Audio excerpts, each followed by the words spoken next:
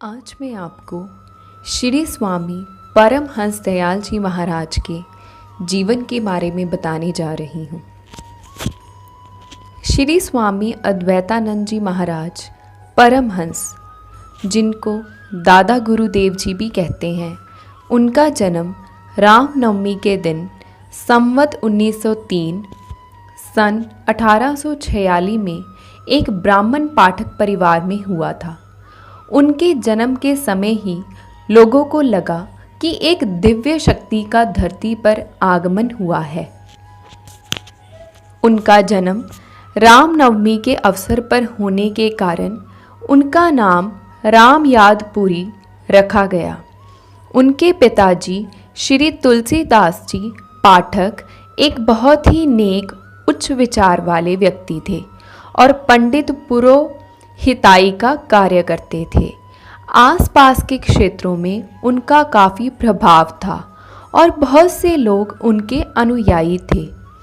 दादा गुरुदेव जी के जन्म से पहले वे 2 संतानें खो चुके थे, इसलिए उन्होंने जन्म पर बहुत अधिक खुशी ना मनाई और कहा कि वो उनको बड़े होने पर ही कोई प्रोग्राम करेंगे। आइए जानते हैं दादा गुरुजी महाराज के बचपन के बारे में।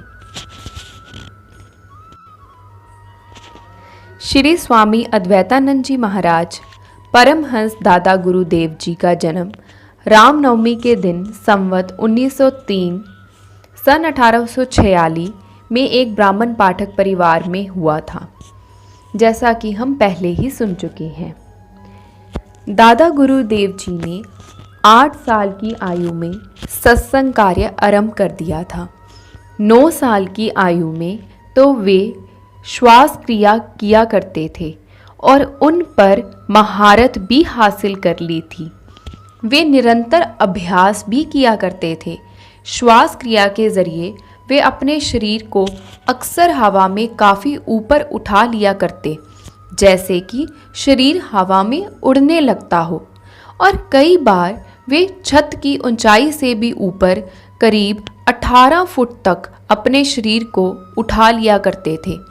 यह सब देखकर लोगों को चिंता होने लगी और उन्होंने उन्हें ऐसा ना करने को कहा, क्योंकि इससे शरीर को चोट लगने का खतरा था। ये सब देखकर सबको ये मालूम हो गया था कि वे अलौकिक शक्तियों के मालिक हैं, जिसकी वजह से ये चमत्कार हो रहे हैं। जब वो करीब 14 साल के थे तो लाला श्री नरहरि प्रसाद का भी देहांत हो गया था। पर इन सब बातों का दादा गुरुदेव जी पर कोई असर ना पड़ा और उन्होंने अपने भजन, अभ्यास और सत्संग का कार्य जारी रखा। एक दिन श्री परमहंस केदारनाथ काशी वाले उनके घर पर आए। उनसे मिलने पर दादा गुरुदेव जी ने साधु बनने की इच्छा प्रकट की और ये भी कहा कि वो गृहस्थी में नहीं जाना चाहते।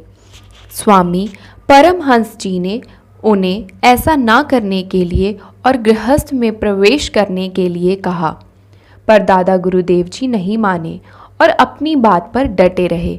उनको ये निश्चय हो चुका था कि श्री परमहंस जी ने उन्हें सलाह दी कि उन्हें अभी अपनी पालनहार माता का ध्यान रखना चाहिए, क्योंकि पिता के बाद देखभाल की जिम्मेदारी उन्हीं की है। जब आप इन सब जिम्मेदारियों से मुक्त हो जाएं, तो साधु बनकर वैराग्य में जा सकते हैं। इतना कहकर स्वामी परमहंस जी वहाँ से चले गए। आइए अब जानते हैं संन्यास भेष। अपनी पालनहार माता की मृत्यु के पश्चात 1863 में दादा गुरुदेव जी विधिवत रूप से साधु बने। वे अक्सर एकांत में अपने अभ्यास में जुटे रहते थे। उन्होंने बिहार के घने और खतरनाक जंगलों जैसे कि बक्सर में अकेले भ्रमण किया। वे सभी वस्तुओं का त्याग कर घने जंगलों में रहने के लिए चले गए।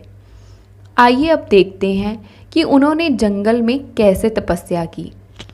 जंगलों में जाकर उन्होंने अपने वस्त्रों का भी त्याग कर दिया और दिगंबर रूप में रहने लगे।